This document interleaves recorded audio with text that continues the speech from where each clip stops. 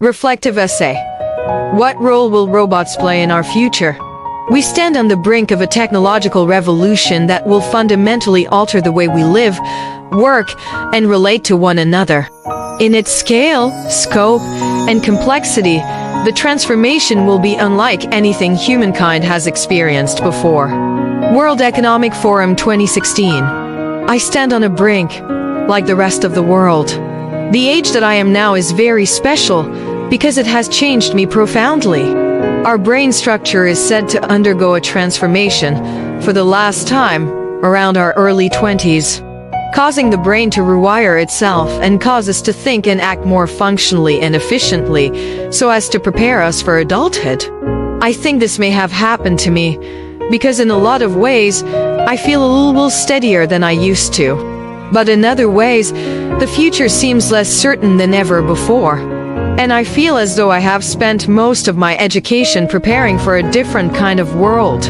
The word I've encountered in various outlets when reading about the Fourth Industrial Revolution has been disruption, or the disruptive power of technology to fundamentally transform the way we live and work to change the rules of a systematized, long-running game.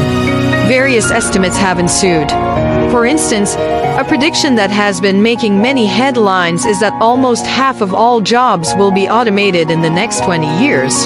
This will inevitably transform our economies. In fact, it has already been shown to have an impact on jobs and income distribution, as intelligent machines have begun to utilize their machine learning capacities to automate increasingly skilled and sophisticated operations.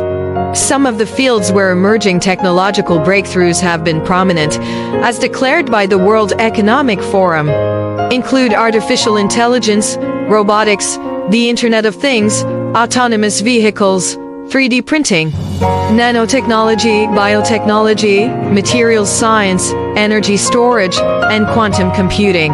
Because the speed of these breakthroughs will double at an exponential rate, the tasks in each respective field will most likely require increasingly specialized labor. As for what their breakthroughs themselves will mean for humanity, one can only imagine how far-reaching their influence might be. There is a fundamentally modern idea that seems suitable for this time, that instructs us to always embrace new ideas as they come into our lives and maintain a childlike state of wonder. But as we grow older, we are naturally more resistant to change, because we have a lifetime of experience as the source of proven evidence that the world functions a certain way. I think this is why for a lot of us the idea of intelligent robots is a little bit uncomfortable. It brings up the idea that we are getting older, and maybe a little less open to accepting new, outrageous information, and imagining society in a way that is completely foreign to us, because we have already formed steady, firm values and beliefs. And yet, at the same time, reading about the limitless power of technology makes me feel like a child again, in the best way. We are on the brink of a revolution. Change is in the air. We all have a role to play. The possibilities are endless. Our wildest ideas could become a reality. Isn't that a good time to be alive? I am especially excited to witness how the sociological side of this revolution will unfold. What could the role of robots be, beyond increasing productivity and changing the workforce?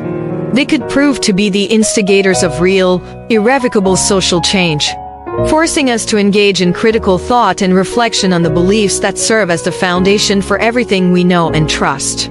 I wonder how technology might alter the ways we live and work, and ultimately perceive ourselves.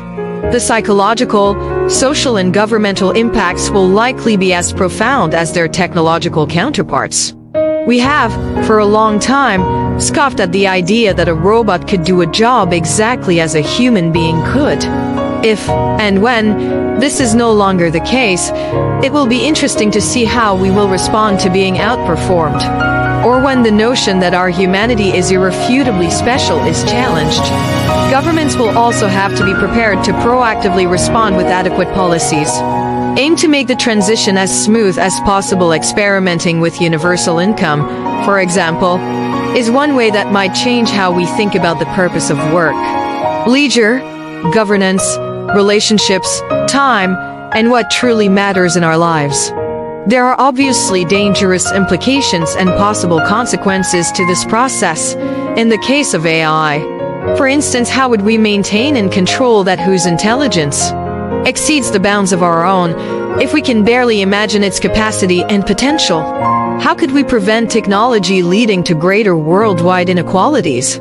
What parts of our humanity might be lost if technological breakthroughs become wholly integrated in everyday life?